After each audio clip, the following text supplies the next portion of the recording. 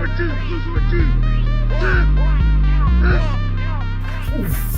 to This Is Wild. It's gonna be our third episode. Had some requests for the chair spin, so I brought it back. Hope you don't mind. Added a couple more spins. You know, always up in the game around here. So this week we're gonna do around the league.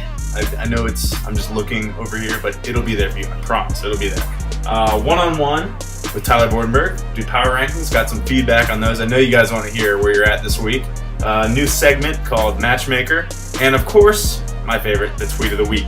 All right. Do this, Leroy Jenkins. I'm proud to say that we are the only news outlet that has featured exclusive and graphic images of Andrew Pedpole topless. As if that weren't enough, we're going to hear from another owner this week who is Sans Shirt, and he's coming to us from the land where toilets flush backwards. Good day, mate.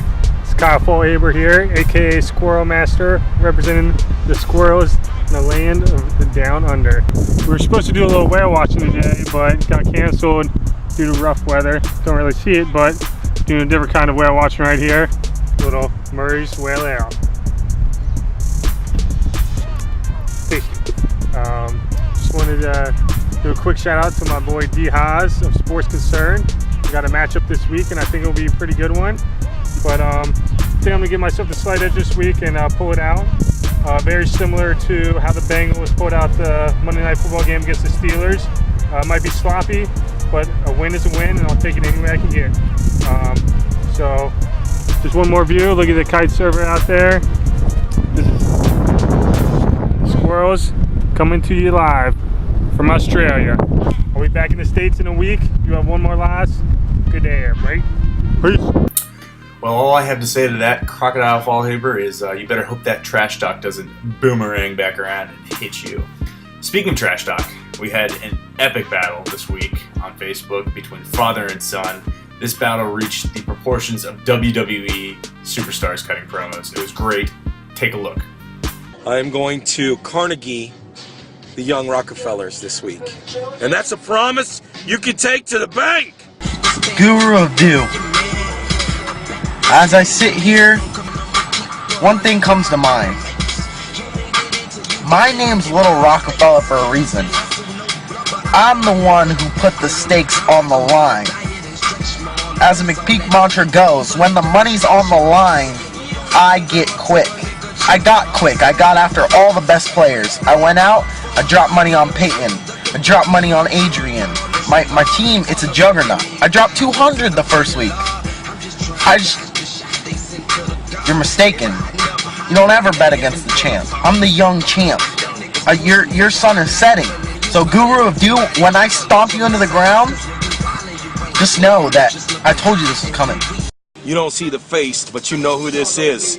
I'm at the bank withdrawing the last of that money out your ass. I told you that's a promise you can take to the bank, son. And some little man named Rockefeller come and gonna take me? Maybe y'all forgot. Well, we all know how that one ended, with money being withdrawn from Connor's butt. It's kind of like the opposite of an allowance. Oh wait, that would mean, no, the money goes in the butt. No. Anyway, Richie won. In other league news, Tim may have gotten the biggest boost this week as he was able to pick up Brian Hoyer right as he was announced as the starter. He got him as a free agent, so he didn't have to pay anything. And for a team that really needs QBs, that's a big boost for him. He also had the fortune of having Trent Richardson, his stud running back, traded to an actual NFL offense in Indianapolis. So Tim gets a big boost this week.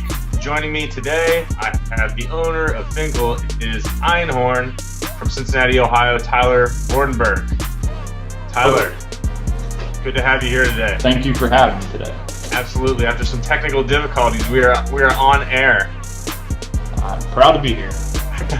So to get us started, why don't you run me through your team a little bit? You're 1-1 right now. Let me hear where you're at and what you're thinking about your team.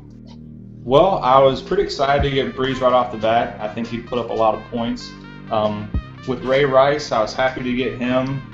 Colston, he was a great value, get that great connection, QB to wide receiver.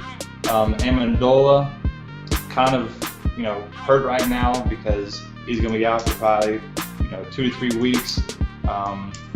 Whedon, not too happy with right now. He's hurt. Troy Smith, I'm pretty excited about. With the Flacco connection, I don't have him, but I'm still hoping to get a good, solid quarterback.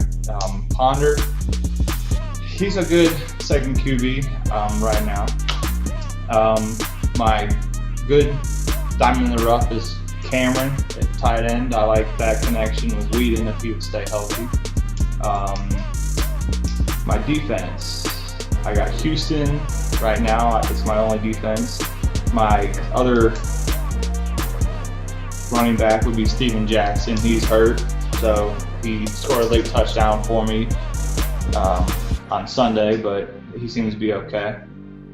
Overall, I think I'm pretty good. I'm excited. I think I have a good team this year. In the past, I've had an average team, but I think overall, I'll be good. All right. Also, Amendola is going to be hurt for a few more weeks, it looks like. Is DeAndre Hopkins going to make the permanent move into your starting lineup? Yes, he will. I had him in my draft, and then I dropped him for someone else, and then picked him back up as a late wire waiver. So, pretty excited about having him back on the team. Looking at your wideouts, he's actually outperformed everyone else on your roster by about 5 points. So that's promising. He looked good there in that overtime game. There's been rumors abound that you were considering not joining us this year at Ace of Spades, and you've been a long-time member. What was that all about? Well, I got 2 kids now. Money's kind of tight. Diapers. Boys, if you have kids, it's money. So beware.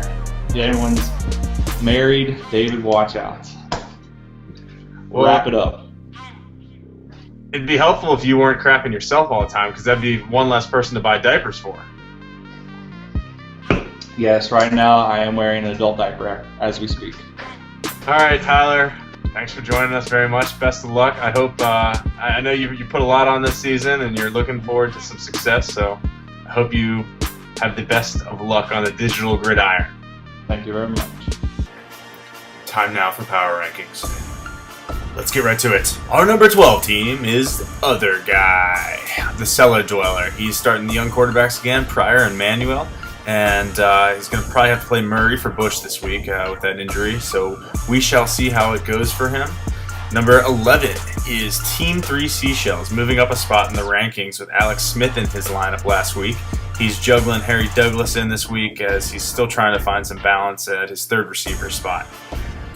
Moving on to number 10. This is a guy that's given me a lot of flack and had a big win, so he moves up a spot. Guru of Doob. He's got that power quarterback combo of Rodgers and Brady. We're going to see that explode from time to time, and he plugged in a running back that might actually do something this week. Instead of Isaac Redman, he has James Starks in there, and that'll be an interesting week for the Guru of Do. Number 9 is a guy we heard from already today, Tyler Vordenberg.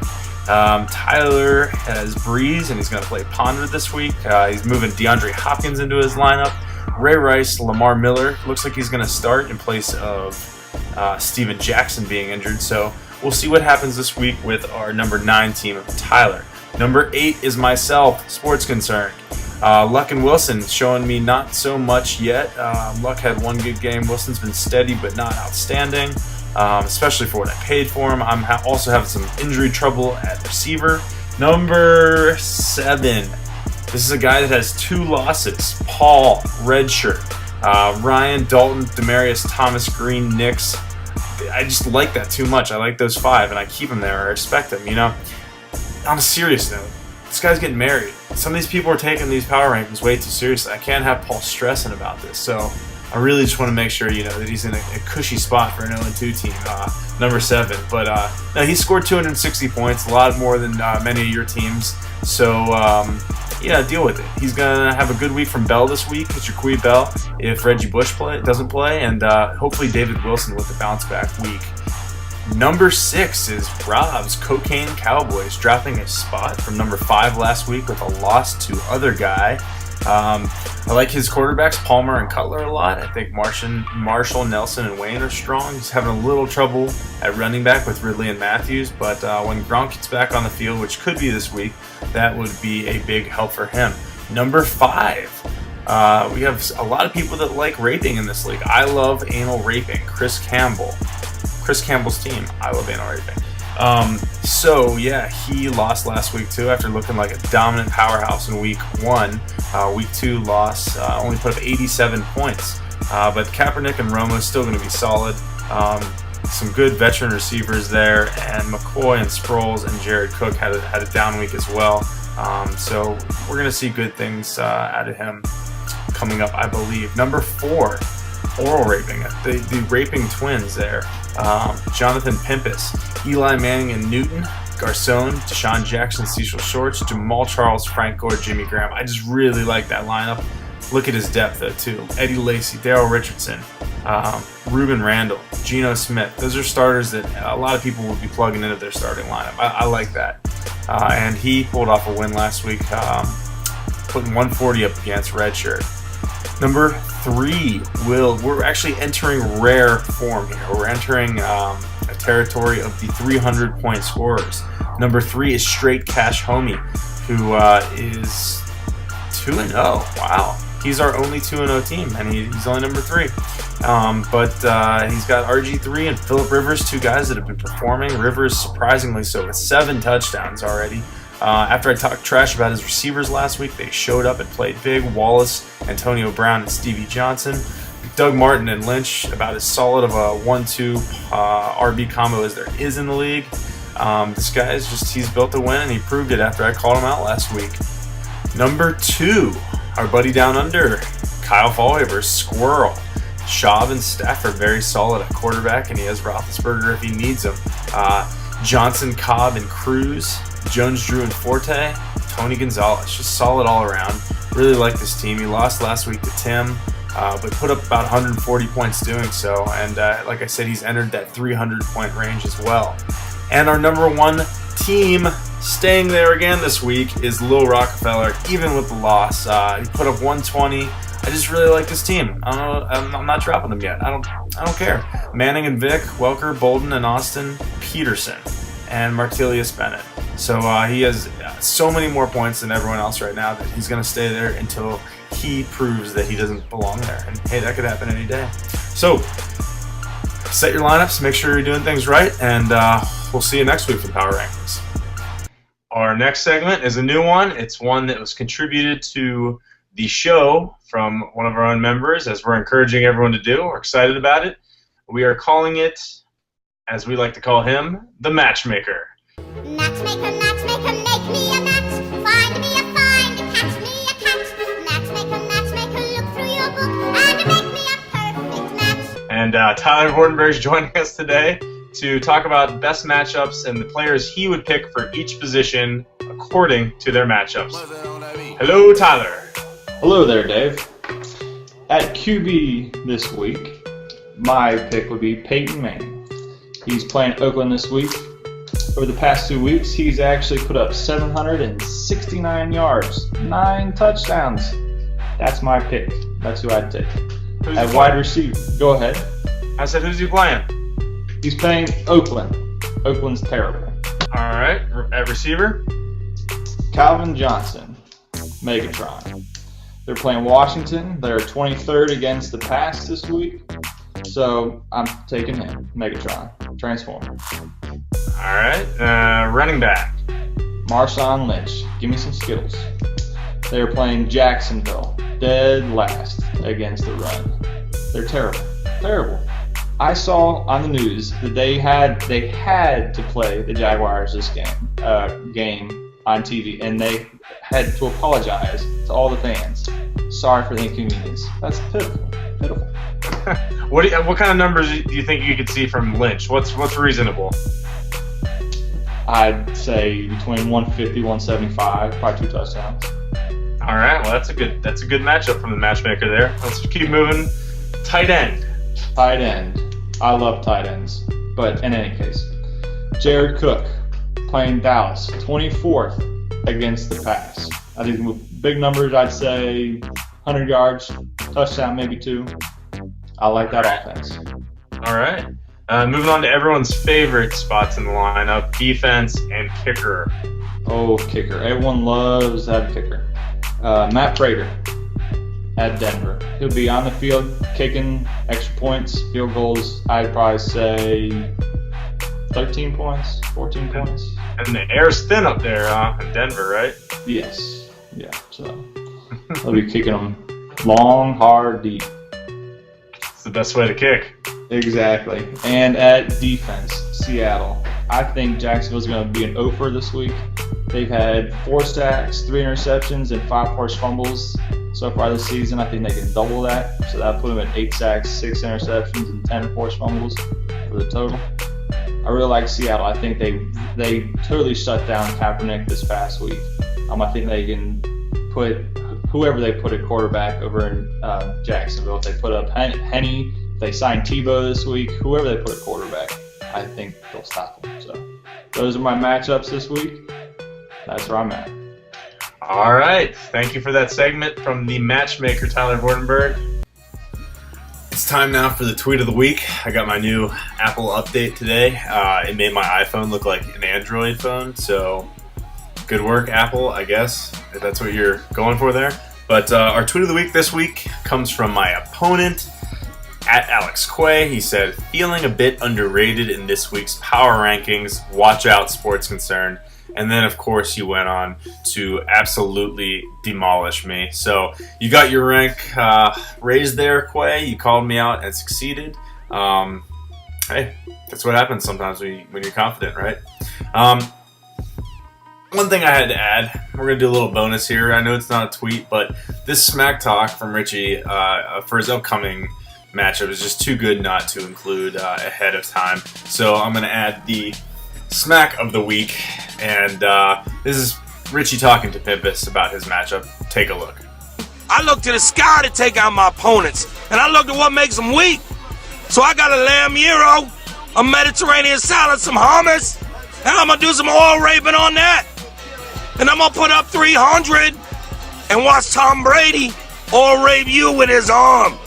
Greek, you ever see Tom Brady?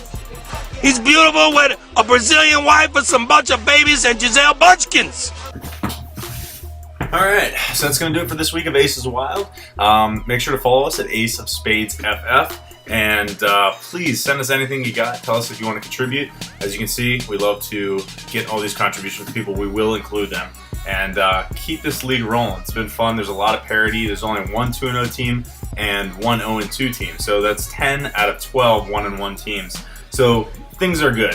This is fun. Let's keep it up. And yeah, I'll see you on the digital gridiron. For now, I'm just going to work on some chair spins.